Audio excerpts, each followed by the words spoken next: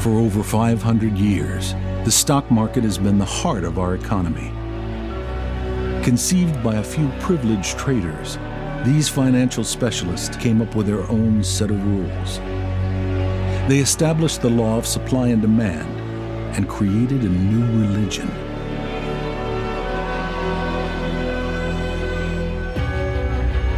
Stocks, currencies, bonds, commodities. The stock market has become a giant casino where traders are buying and selling non-stop. With each transaction, the objective remains the same: to make money.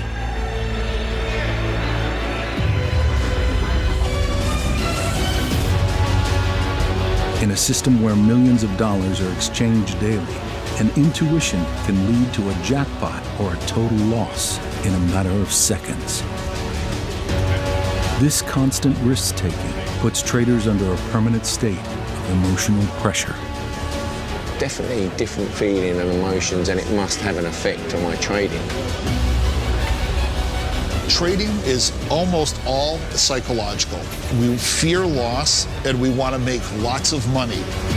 When you're exchanging millions of dollars in a market, it's exhausting, and that plays on your emotions. When you're doing that, and what it feels like is that you're under the influence of a narcotic.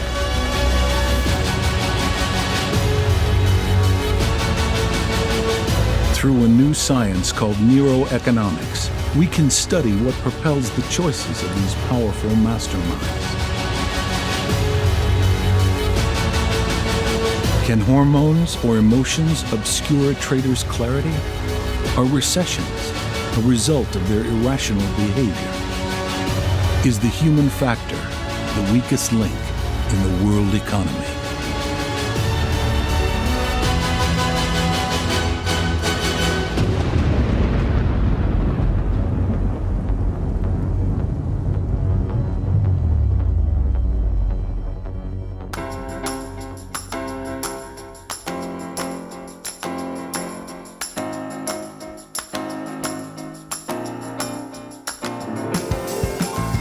Deep amongst the skyscrapers of the British capital, in the financial district known as the City, we find the London Stock Exchange, the first financial center in the world before New York and Tokyo. Each day, millions of transactions occur in these high-tech trading rooms.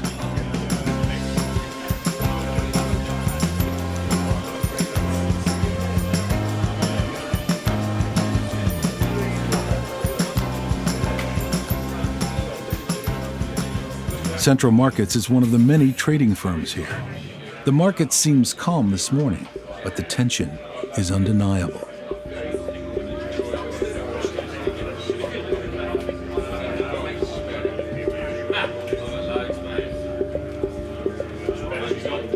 Behind their screens, the traders scan the stocks and survey their portfolios. They're on the lookout for even the slightest opportunity. Their mission? Buy low, sell high, to grow their clients' assets. To make money is the motto of the financial world. Darren Courtney Cook is the head of trading for Central Markets and oversees 60 traders. With more than 15 years of experience in the frenzy of the trading floor, he has learned to keep his cool in all circumstances. My job is taking risk every day. Every day is different. Every day is a blank piece of paper. So following a good day, it could be another good day or it could be a bad day, and your emotions reset because you just don't know what the market is going to give you. There's no crystal ball. Despite his experience, each day holds uncertainty. He must constantly weigh the pros and cons of each transaction and make the right decision in a matter of seconds. When the market in London closes, the one in New York is still running, and then not long after, the Asian markets will open. The financial world never stops spinning. It never stops. It never stops. I have a smartphone when I'm on the train. I'm looking at prices and aware of what's going on. And things can change very quickly. You can be sitting here and be profitable. The market moves very quickly, and suddenly you're losing a lot of money. When making money, the traders are applauded, adored, and the firms deemed as brilliant. But sometimes, even the most powerful can crash abruptly. Is your money safe? The fall of Lehman Brothers. You are looking at a live picture of Lehman Brothers' 158-year-old firm, born pre-industrial. On September 14, 2008, the fourth largest American investment firm, the Lehman Brothers, went bankrupt. A few days after, the other giants of Wall Street followed suit. Merrill Lynch, AIG, Goldman Sachs. The most powerful banks and insurance companies collapsed. Euphoria gave way to panic on the trading floor. The stock market crashed and the world spiraled into one of the worst economic crises in history. In the heart of the storm, certain traders become highly stigmatized. Jerome Kerviel of Societe Generale, Keku Adeboli of UBS, and Bruno Ixiel, nicknamed the London Whale of JP Morgan, all suffered billions of dollars in losses. Their names spread like wildfire in the international press. They became known as the rogue traders. These modern speculators point out an essential yet concealed part of the market frenzy. Despite the ultra-sophisticated computers and software programs, man is still at the center of global finance. Faced with the relentless pressure of the market, the human mind is far from being infallible.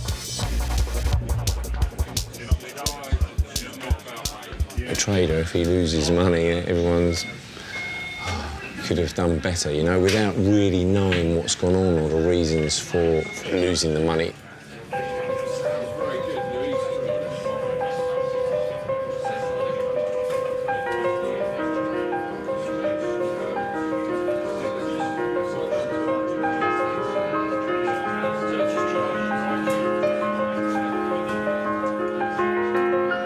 How do traders make these mistakes?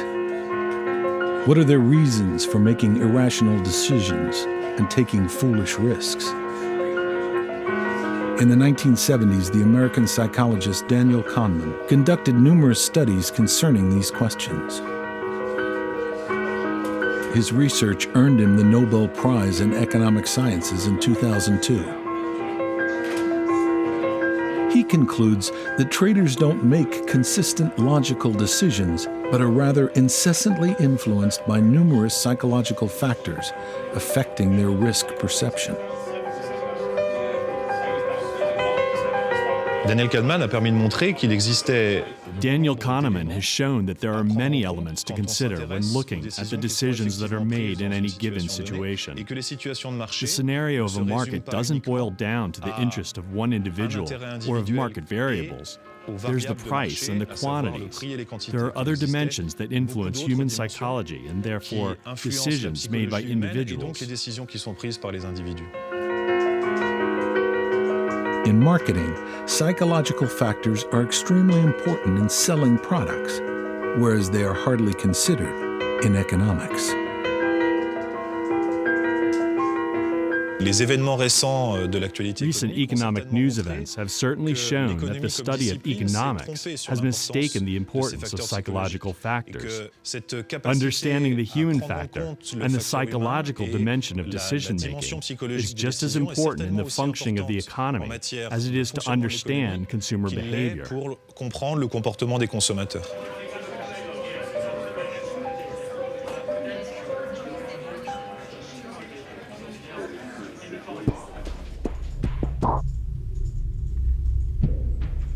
Driven by the theories of Daniel Kahneman, a new discipline emerged: experimental economics. Its objective? To better understand the human factor impact in economic behavior, especially in financial markets. In the last few years, economic science has been transferred from the trading floor to laboratories around the world. In Lyon, the analysis group of economic theory called Legat is one of the most prestigious experimental economic laboratories in France. The director, Marie-Claire Vival, is an internationally recognized experimentalist. Today, she has asked a group of students to become traders. The game is simple. Each volunteer has a portfolio of shares and a virtual sum of money on their computer. The objective, to buy and sell shares and to earn as much money as possible. The volunteers are free to set their own prices based on supply and demand, while a reference rate is also arbitrarily set by the researchers.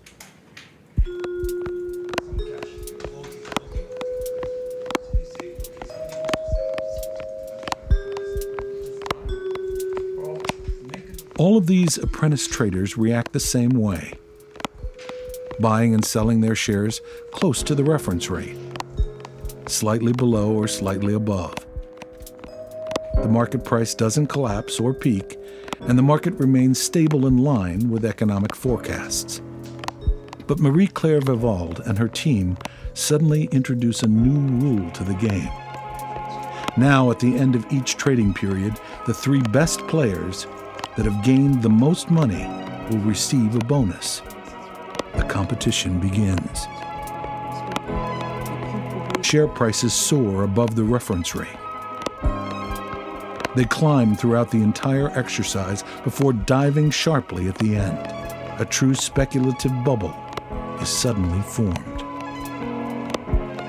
The volunteers are aware of the fluctuating value of their assets. They understand it early on with the short-term bonus, and we see that magnificent bubble form. The market price soars above the norm, quickly and consistently. They are all concentrated on the price growth.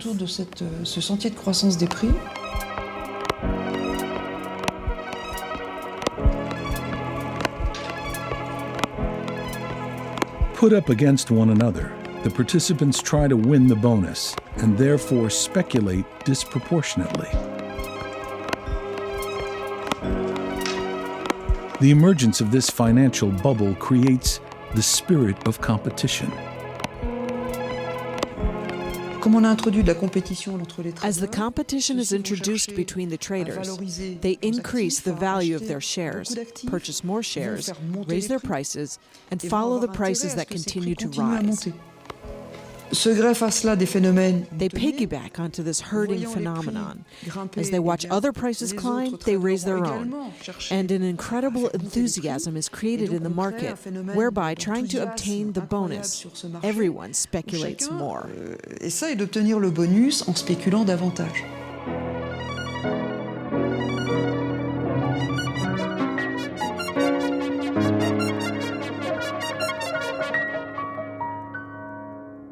In real trading rooms, it's the same thing. The competition between traders is unending. The infamous bonus is at stake, but that's not all. C'est une lutte, c'est un combat, effectivement. It's a struggle, a fight actually. We're going to try to make the most money, to be better than the others, to have a few extra points that will make all the difference. Jérôme Réveillé entered the financial market 8 years ago. Aeronautical engineer by training, he now privately manages a portfolio of several $1 million. He has chosen to remain independent, staying away from the large trading rooms of the city.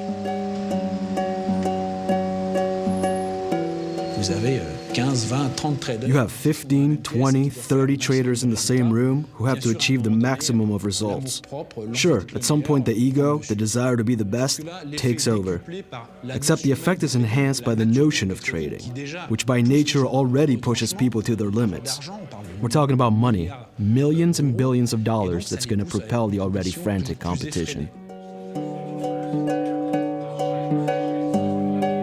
Like pro athletes, traders are true competitors.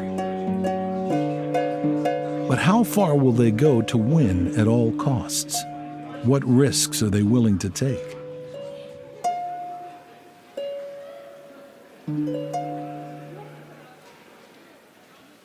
In Rennes, France, professor of economy, Laurent Denon-Bohemond directs an experimental laboratory with Olivier Laredoux, a renowned expert in behavioral economy. For several years, they have been measuring one particular human element, risk appetite.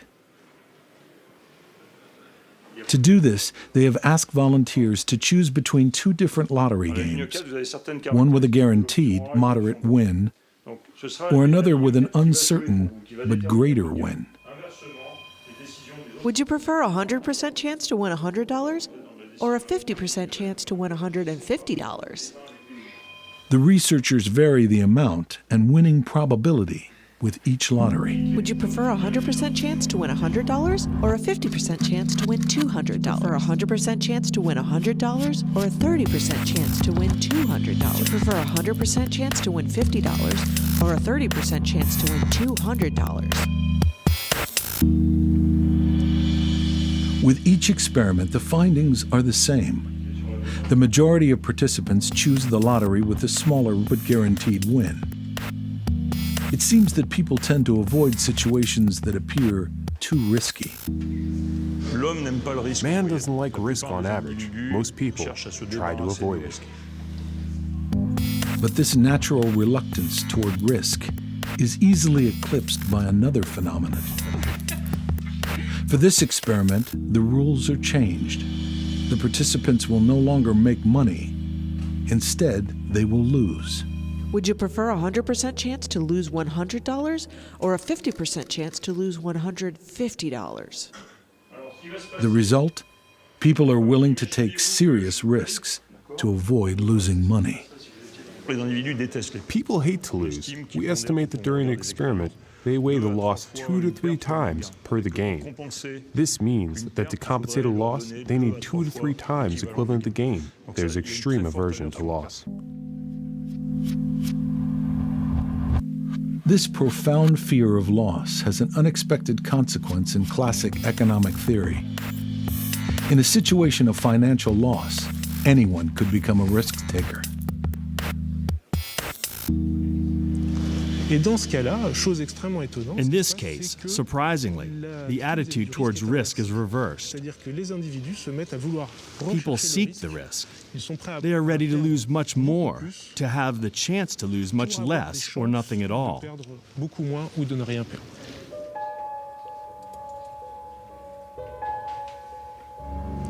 This situation can become totally irrational from the moment we start to take more risk to avoid more loss. And as the losses accumulate, we tend to take even more risk to cover the loss. Taking risk to rebuild costs. For traders, their greatest danger are the decisions they make in times of loss. If I've lost money in a day, I will work later, I will work longer, and with that, it's not good because you're fatigued. I've been here since 6:30 in the morning, but because I'm trying to make money back that I've lost. When I've had a good day, I want to lock in the profits for the investor, whereas when I've had a bad day, I want to make it back. So yeah, definitely the emotions do kick in, and they are very different from being profitable and up and being down. Certain behavior in the trading room and certain excessive risk-taking is ultimately related to the trader's feelings, to their emotions, psychological state, even their mood that day. The day where you're in a bad mood or where there's too much stuff going on in your life, it's guaranteed to be a bad day. What is going on inside the body that pushes traders to be susceptible to their emotions? What drives any of us to take more risk in certain situations? Back in Lyon, we enter the laboratory of Gatt. Marie-Claire Vival is conducting a new experiment to see what the human eye cannot. reactions inside the body. I'm going to place these electrodes here, so now we can actually measure the perspiration. It's not painful. There's absolutely no risk. Similar to a lie detector test, these electrodes measure the electrical changes in the skin's surface. The variations essentially show the small differences in sweat secretion. The participants are given a choice. After receiving a sum of money, they can either declare it to the tax authorities or they can attempt to conceal it. In other words, they are offered the possibility of tax evasion.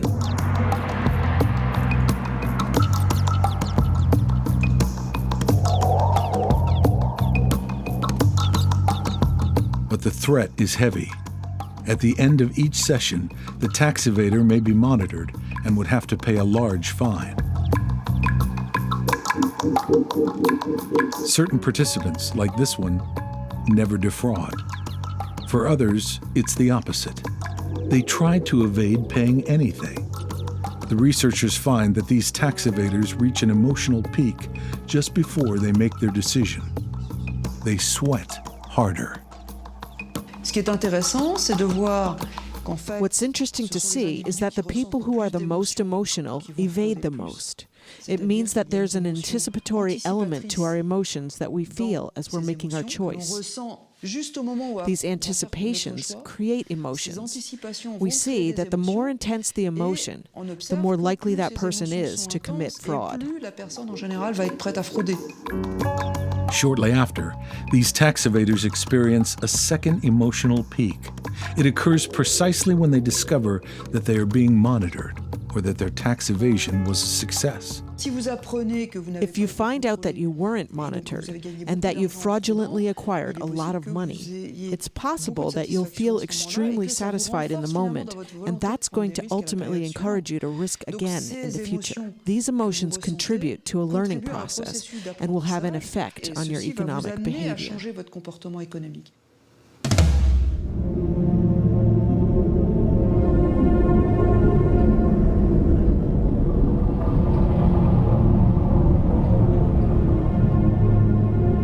Just as they do in our everyday lives, emotions play a central role in our economic choices.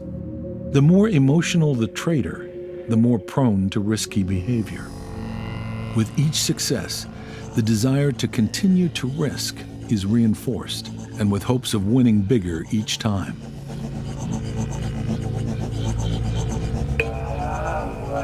On the trading floors across the globe, this is just the kind of vicious spiral that threatens a trader's euphoria. John Coates, a former Wall Street trader, remembers perfectly how he felt when winning big during the peak of the financial bubble.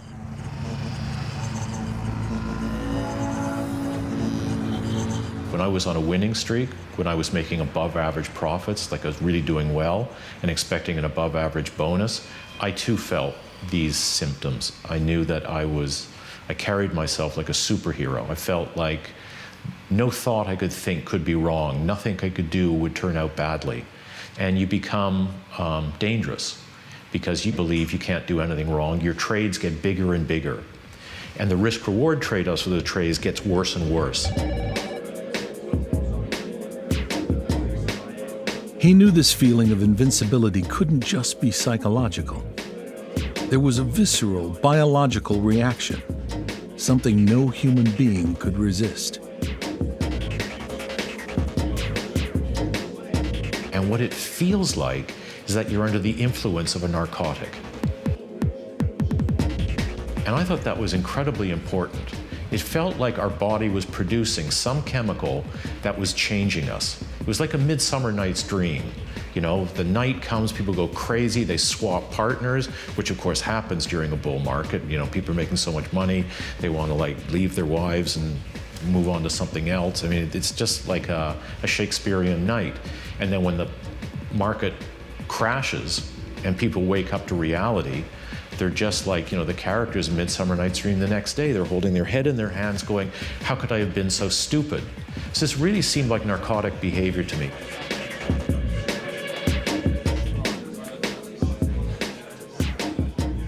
It was about 10 years ago that John Coates decided to quit the craze of the stock market.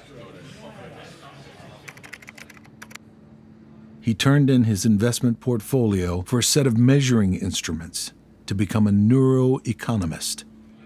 His former colleagues become the subjects of his research. Under the microscope, he observed the behavior of nearly 200 financial professionals from the same trading floor. It was the first study of its kind in what is a very closed-off environment. Recently, he has been concentrating on something specific: the level of hormones contained in the saliva of financial traders. The results quickly spread throughout the globe. The level of the male sexual hormone testosterone plays a key role in the risk-taking in the stock market. Rising levels of testosterone drive irrational exuberance, drive increased risk-taking. We did observe that baseline testosterone levels were correlated or did predict the levels of risk that the traders were taking. The more testosterone someone produces, the more they are inclined to make a risky bet. On the trading floors of the city, Wall Street, and Tokyo, the traders are often young men and in the prime of their life. They are producing testosterone at a maximum level.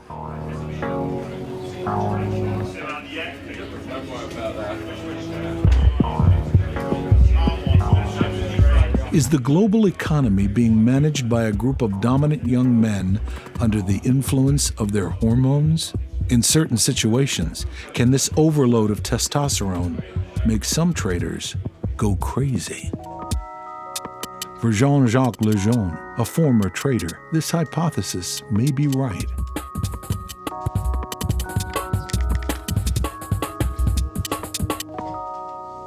On prend des jeunes hommes avec un ego assez affirmé.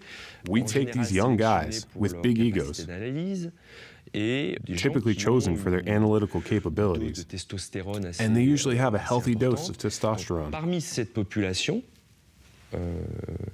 vous allez avoir, so within this group, you're going to sometimes have that famous mad trader, and it's going to happen that you'll see irrational behavior. Irrationnel au sein de cet endroit.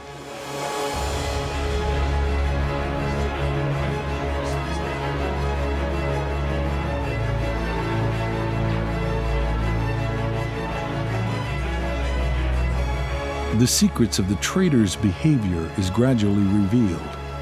Their greed, their emotions generated by risk-taking, and most of all, their visceral fear of losing all, contribute to how they make their decisions. Their hormones only reinforce this phenomenon. But to better understand the psychological and physiological mechanisms, we have to look deeper inside the human body and enter the brain. Inside the cerebral cortex lies the source of all our daily actions, from our most simple movements to our most complicated thoughts, our childhood memories and our feelings today. It's all controlled by the billions of entangled neurons that cover the skull. Even financial decisions, a trader's choice to buy or sell, to take a risk or remain cautious.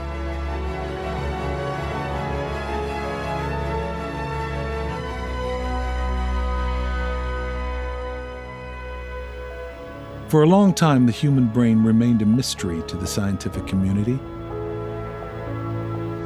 But over the past 10 years, sophisticated imaging devices have been developed that allow us to observe the brain in action.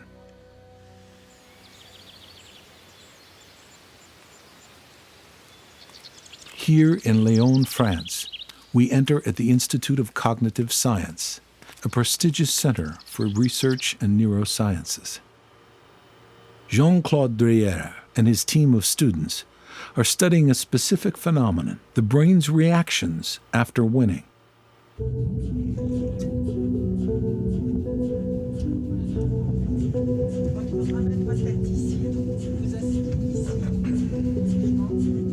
Individuals are placed in front of slot machines under imaging devices. There's no risk-taking. They aren't given any money to gamble. Instead, they are merely waiting to see if they fall upon a winning combination. 3 types of prizes are randomly distributed: a sum of money, food, or an erotic image.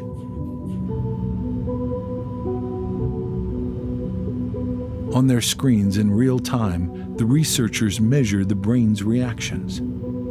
They make an initial observation. In the result of a victory, 3 sections of the brain are specifically activated: the amygdala, the striatum, and the part of the prefrontal cortex located between the eyes. These zones are widely known by specialists to be associated with the sensation of pleasure. The results show that winning sends a rush of good feelings through the head. They also make a surprising discovery. The activated zones are identical regardless of the nature of the prize: money, food, or sex. The effect is the same. Whether it's for money or another award, such as an erotic stimuli or food, for example, there is a system that's called the reward system that is regulated by a molecule called dopamine. This system is an old one.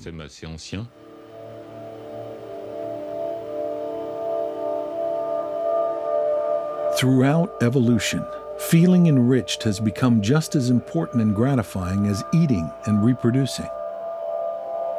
The neural circuit connected to this phenomenon is what scientists have named the reward system, which involves the very famous molecule dopamine, also known as the pleasure chemical. With each positive result, dopamine is released by neurons in the back of our brains and then spreads amongst the amygdala, striatum, and prefrontal cortex. These zones trigger a feel-good wave throughout the rest of the brain and body. The bigger the win, the more dopamine released. It's this process that can propel a trader into a state of total exhilaration. Quand vous arrivez à gagner 50, 100, 200, when you win $50, $100, $200,000 in a few minutes, that's a lot of money in a small amount of time. There's a certain kind of satisfaction, a feeling that's exhilarating. The thing is to know how to manage it.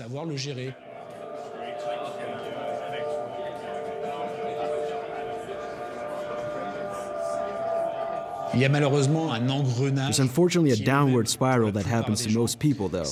It's when they want to win more than the time before. Say you win a lot on the first or second try. There's this incredible euphoria that comes over you. If we're not careful, we can quickly tumble into that downward spiral of taking more and more risk, all to win more.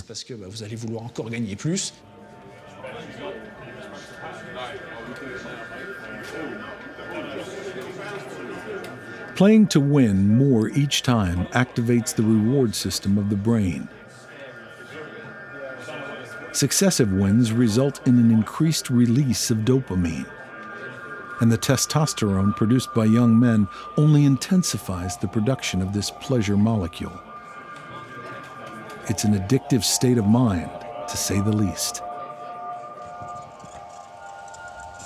For neuroscientist Matthias Pisiglione, a specialist in motivational brain behavior, this brain mechanism could explain the nearly uncontrollable attraction towards risk that overwhelms some traders. Dopamine reinforces the actions that result in reward. It's a simple mechanism. This might explain addiction in all types of behaviors that give in the pleasure. Whether it's drugs or compulsive shopping, it's the type of addiction that can happen in traders, even if they're just winning here and there. These occasional wins will trigger these dopamine rushes and will encourage their behavior.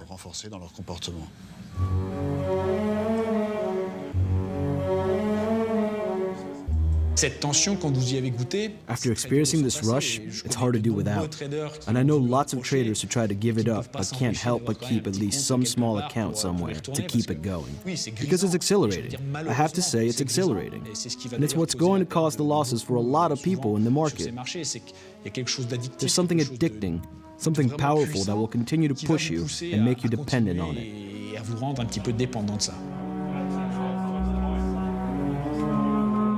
When I started the studies on the trading floor, so I was back on a trading floor, but not as a trader, and I heard all the familiar sounds of the trading floor, it was almost irresistible.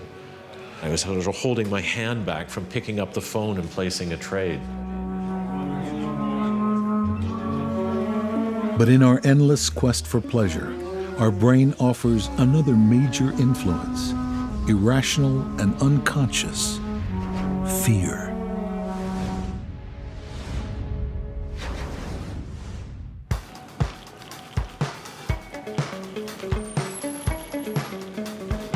Zurich, the dynamic global city of northeastern Switzerland. It's a banking paradise and is the home of the 6th largest stock market in the world. Finance has long been the pillars of the city's economy. In the basement of a hospital, a special laboratory has recently opened.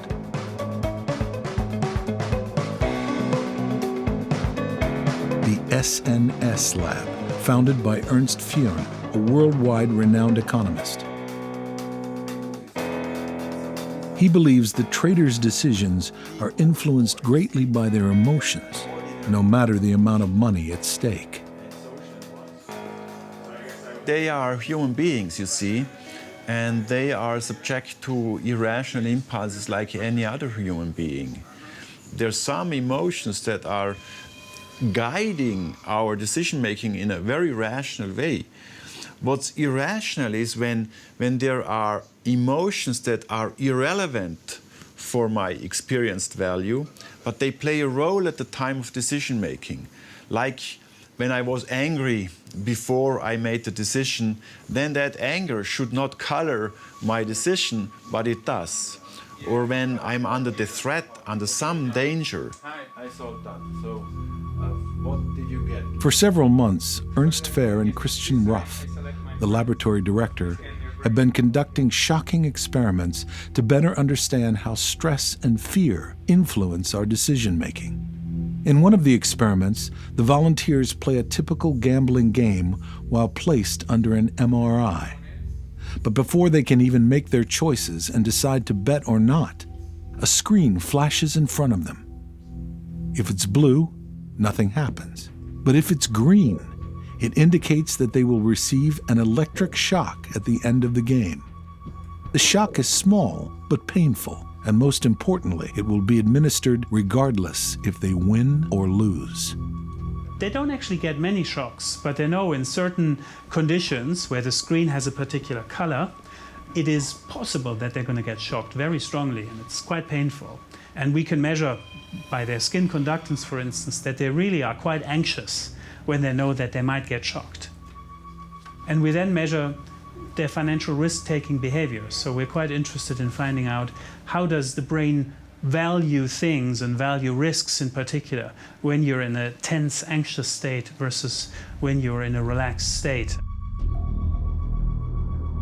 Two zones of the brain are activated during this stressful game. The amygdala, which represents both positive and negative emotions, and the anterior insula, which is linked to the feeling of disgust. Under these conditions, the participants are much more likely to take risks. Even though the shock is totally random and unrelated to their performance, the threat of it puts them in a trance.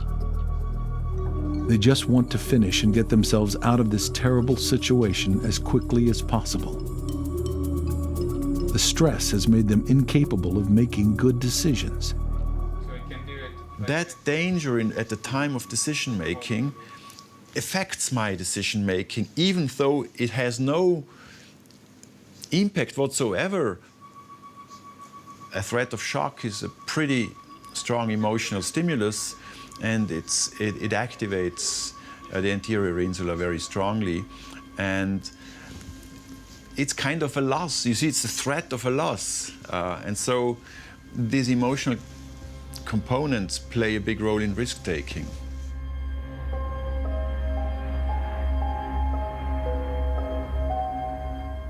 In trading environments, there's lots of stress and pressure.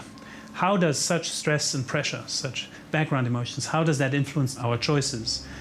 The finding so far is that when you're relaxed, your brain encodes much more the positive things. What can you possibly win?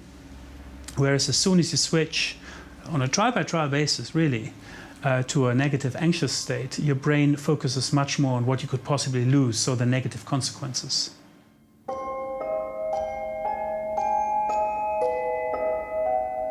To play or not to play, fight or flee. Our behavior is the result of our subconscious reactions, the inherent impulses of our brain. But despite these emotional reflexes, humans possess a safeguard: reason. To uncover exactly where our analytical ability lies inside our brain, Christian Ruff has developed an unusual method based on neurostimulation. He uses electrical pulses to activate specific neurons. So the first thing we're going to do is we're going to localize the area in your brain that we want to stimulate today. For that, you would have to put up these glasses, please. The technique is non-invasive and generally non-painful. Using a pointer, he starts by localizing a specific area of the brain in the dorsolateral prefrontal cortex. This zone is believed to be connected with conscious decision-making. Perfect. Okay, we have it. Then a unique apparatus is installed. It generates a carefully controlled magnetic field, which will literally numb the neuron. Okay, we're starting now. The dorsolateral cortex is now entirely inoperative for a few minutes. This is when the researchers ask a series of financial questions in several different contexts. The result: without the use of their dorsolateral cortex, the participants appear to be even more sensitive to loss. In an attempt to get out of the situation, they take even more risks than they would normally if they had 100% brain capacity. The dorsolateral prefrontal cortex may actually influence these automatic emotional responses in order to allow people to overcome these emotional states, right? And to basically accept that a certain loss is better in this case than taking a risk. So it's not just the dorsolateral prefrontal cortex that we think is driving behavior, but it's more the influence that the dorsolateral prefrontal cortex might have on these emotional areas, such as the amygdala and the insula.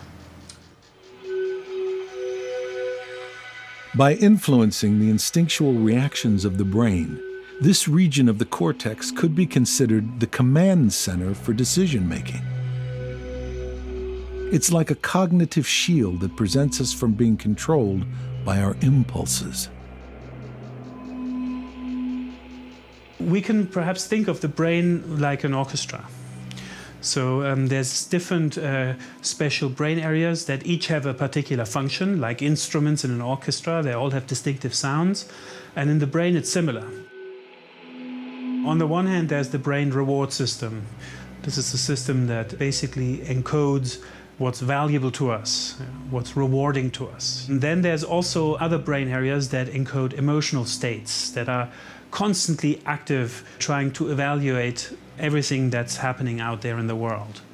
And these are basically all areas that you might say encode somewhat automatic impulses, emotional impulses. On the other hand, we have areas of the outer surface of the brain that control the brain function in line with what we've learned, with our conscious experience. And all of these different areas, like in an orchestra, basically need to play together and form one coherent state of the brain. And we can think that sometimes there's a competition. Our emotions can influence what we think, but we can also influence our emotions by what we're thinking. And ultimately, the brain tries to assign one specific value to each option and then choose from this list of options with their values the one that seems most attractive. The brain essentially has two complementary systems of thinking. One, quick and automatic, based on our emotion. The other, more reason-oriented, evaluating in detail the possible consequences of our decisions. But caught in the frenzy of the trading floor, this process of consciousness proves too slow and useless. Therefore, feeling usually trumps reason. In a trading floor, decisions need to be taken very quickly. They need to be taken often based on limited information, and they're taken in a competitive setting. Here, of course, it's hard to take decisions in a, say, careful and slow manner.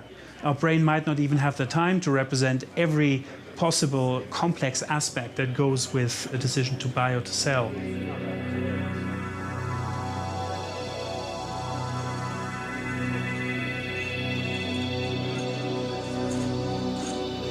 A visceral fear of losing and a consuming desire to win.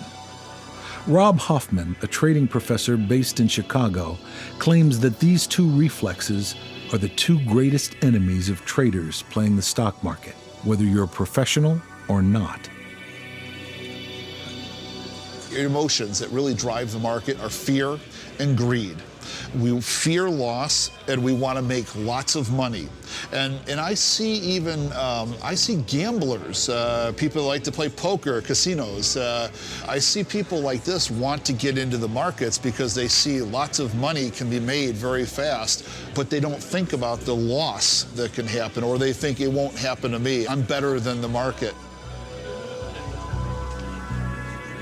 What's horrible with stories like with Kerviel at Société Générale and others is that it's a classic pattern for lots of people. Even someone with $5,000 or $10,000 in their equity savings plan can fall into the same trap. Meaning they take a position, fall in love, and then they're not able to get out because they don't want to admit they made a mistake. And then they're just stuck in this downward spiral. It's the biggest threat to anyone.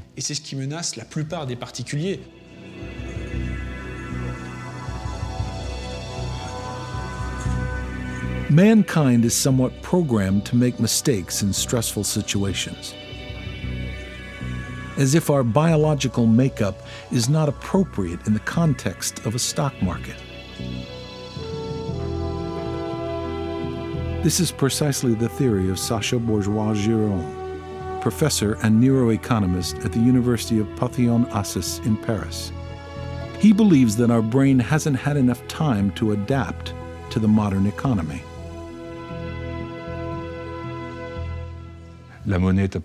Currency appeared nearly 7,000 years ago, which is nothing compared to the perspective of brain evolution. Finance markets haven't been around that long. They're only 20 years old in their contemporary form. It's a rather recent thing. We know that our brain has learned to evolve over millions of years. It has adapted to many different environments. The dangers of predation, of domination, the brain has remained aware, but it must also adapt to modern forms of decision-making. How can it adapt to that, knowing that it's a small period of time and there's no possibility of anatomical change in the brain? It takes a long time, not 7,000 years, but much, much more.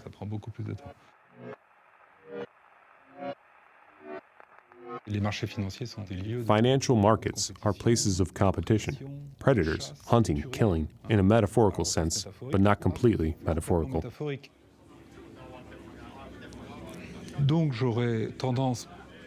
I tend to believe that there's a form of cortical cultural recycling, meaning that cultural environments have influenced our brains to recycle old, adaptive, cerebral recourses from past environments to use towards new environments.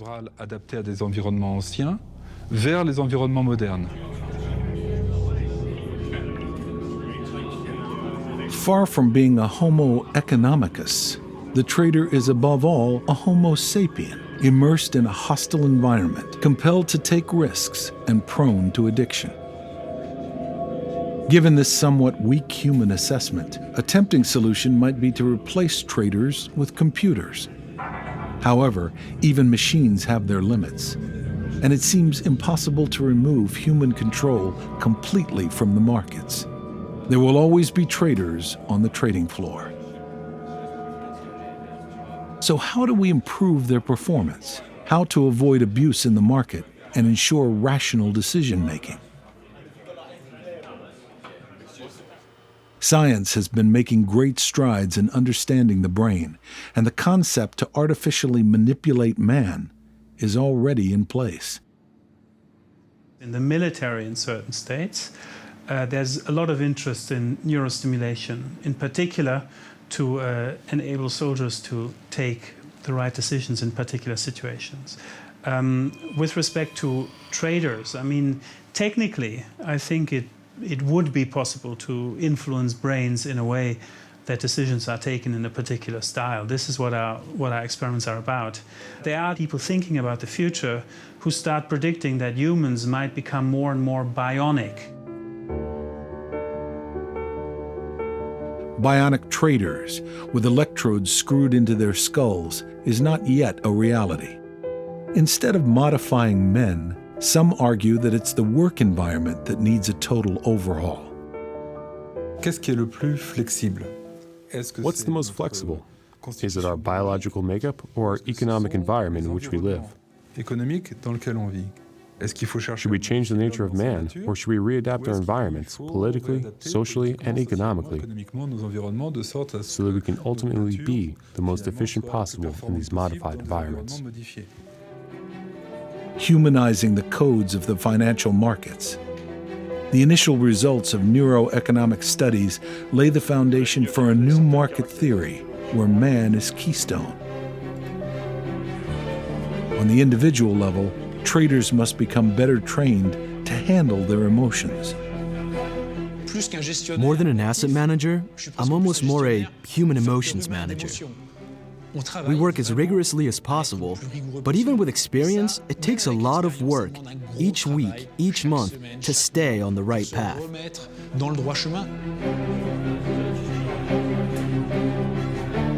Discipline and risk management, that would make a good trader. Banks and trading firms need to review the culture of the trading floor and, above all, modify the allocation of bonuses. Companies need to have an architecture of primes that directs people in the right way so that they don't make mistakes that lead to these huge losses that sometimes happen from rogue traders and so on. Despite the stock market crash of 2008, no new regulation has been put into place. Yet neuroeconomists seem unanimous. If nothing is done, another global financial crisis could strike at any moment.